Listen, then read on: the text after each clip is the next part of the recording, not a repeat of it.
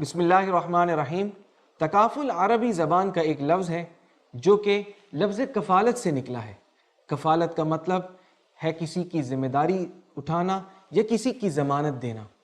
چنانچہ لفظ تکافل کا مطلب ہے آپس میں ایک دوسرے کی ذمہ داری اٹھانا، آپس میں ایک دوسرے کی ضمانت دینا۔ تکافل کا نظام امداد باہمی اور بھائی چارگی کی بنیاد پر قائم کردہ نظام ہے جسے شریعت نے پسند کیا ہے۔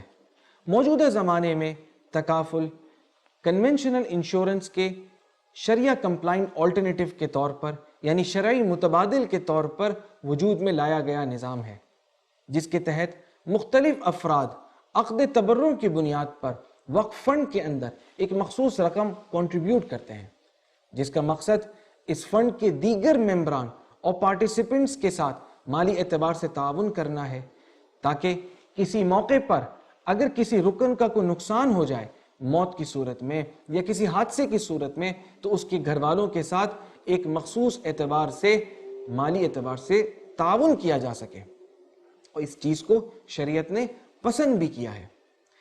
جیسا کہ عرض کیا گیا، تکافل کا نظام عقد تبرع کی بنیاد پر قائم ہے، چنانچہ اس کے اندر وہ خرابیاں بھی نہیں پائی جاتی جو کنونشنل انشورنس کے اندر پائی جاتی ہیں۔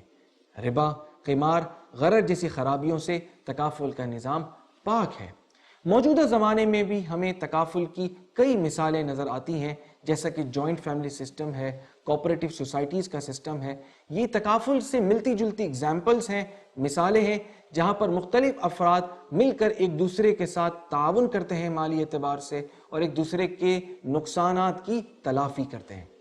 جہاں تک رہی بات تکافل کے بنیادی ایلیمنٹس کی، تو اس بات کو بھی گوش گزار کرنا ضروری ہے، آپ کے سامنے رکھنا ضروری ہے کہ تکافل کا نظام عقد تبرع کی بنیاد پر قائم کیا گیا ہے، جس کے اندر ایک وقف فنڈ کا قیام عمل میں لایا جاتا ہے، جس میں لوگوں کی کنٹریبیوشنز جمع کی جا رہی ہوتی ہیں۔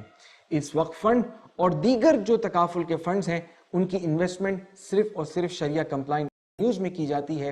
ان تمام معاملات کو، ان تکافل کی تمام پروڈکٹس کو، تمام ٹرانزیکشنز کو شرعی اعتبار سے ریویو کیا جاتا ہے، اور شریعہ ایڈوائزر کی اپروول منظوری کے بعد ہی ان پروڈکٹس کو، ان ٹرانزیکشنز کو ایگزیکیوٹ کیا جاتا ہے۔